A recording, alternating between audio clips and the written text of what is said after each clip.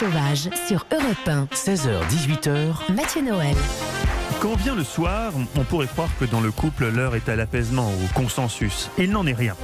Chaque soir, on perd en moyenne 17 minutes à s'engueuler avec son conjoint pour savoir ce qu'on va regarder sur Netflix. C'est évidemment une moyenne. Certains peuvent se disputer beaucoup plus longtemps. Chez certains couples, ça peut au contraire aller beaucoup plus vite. Si tu veux mon avis. Ton avis, quel avis? Tu as un avis? Mais Robert... Ce que je te demande, c'est de partager le mien. Sinon, tout le reste, c'est des paroles et de l'énergie perdue. Allez, tais-toi un peu. Eva, vous êtes plus qu'une journaliste, une pacificatrice. Chaque soir, vous aidez les couples à se mettre d'accord devant l'écran. Et je vous propose de commencer avec un film grand public familial qui est diffusé ce soir à 21h05 sur Sitter et qui est intitulé Dans l'ombre de Marie, la promesse de Walt Disney. Alors vous avez quasiment tout le pitch dans le titre, à savoir la promesse de Walt Disney faite à ses filles, celle d'adapter en film leur livre préféré, Mary Poppins. Et puis de l'autre côté, l'auteur du livre, Pamela Lyndon Travers, qui refuse, elle, cette adaptation.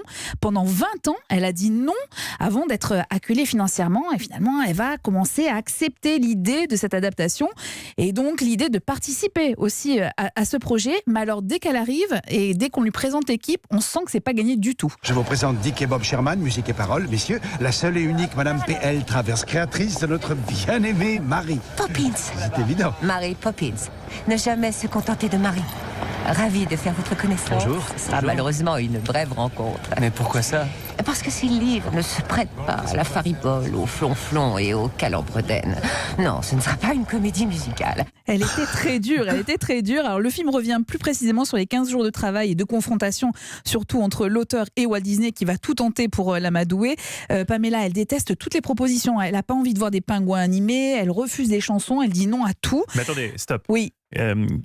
Quel est je n'ai pas lu le livre de Mary Poppins, mais cet univers féerique, ce n'est pas dans le livre Non, c'était pas à ce point-là en fait. Mais c'est quoi Mary Poppins, le livre? Ça n'a rien à voir? C'est vraiment l'adaptation cinématographique est très loin de ce qu'elle dit? Non, il y avait un côté féerique, mais par exemple, elle ne voulait pas que ça devienne une comédie musicale, ce qui n'était pas dans le bouquin, effectivement. Oui, voilà. Parce qu'en fait, elle avait fait ce livre en rapport aussi avec son père, avec la relation qu'elle avait avec son père, qui est racontée d'ailleurs dans le film, et elle avait l'impression qu'on n'était pas fidèle en fait à ce qu'elle avait voulu exprimer. Donc elle refusait vraiment toutes les propositions de Walt Disney. Bon, finalement, le film a bien eu lieu. Alors, je vais être honnête, c'est pas le film du siècle, Dans l'ombre de Marie, la promesse de Walt Disney, mais d'abord, j'aime tellement Mary Poppins que l'idée de découvrir en fait les coulisses de la création du film m'a séduite.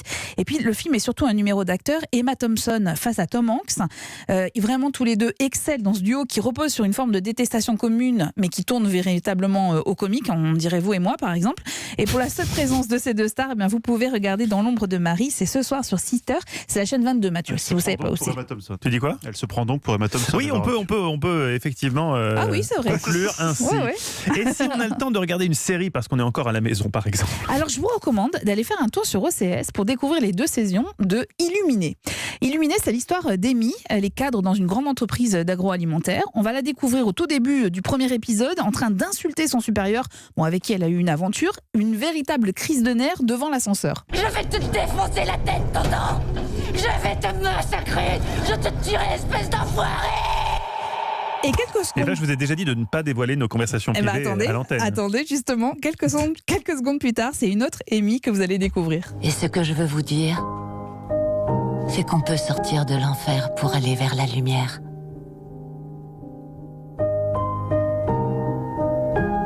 Vous pouvez prendre conscience de votre vérité intérieure.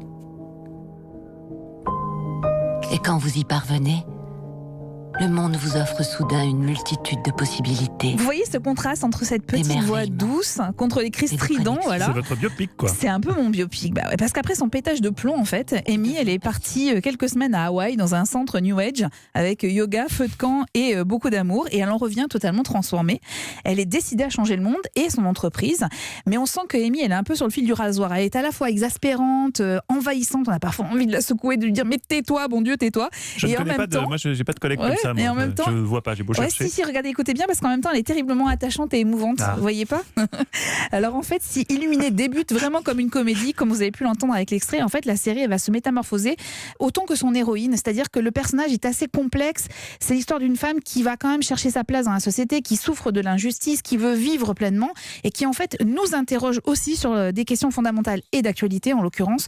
Comment être heureux dans cette société capitaliste? Ça veut dire quoi être quelqu'un de normal? Qui sont les plus fous dans notre notre environnement. Voilà, c'est une série qui est très réussie, qui est créée et portée par Laura Dern, dont les prestations, vous vous souvenez peut-être dans Marriage Story, dont on avait parlé, qui est à voir sur Netflix, ou encore Big Little Lies, que j'adore sur OCS aussi. Big Little Lies avec Nicole Kidman. Voilà, exactement. Et Reese Witherspoon. Exactement. Et Laura Dern, moi j'adore cette actrice. Découvrez-la vraiment dans Illuminée sur OCS. Moi j'ai adoré cette série. Et vous êtes vous-même illuminé et vous nous c'est vrai, illuminez chaque jour avec vos conseils. Merci beaucoup Eva Rock. Europe 1.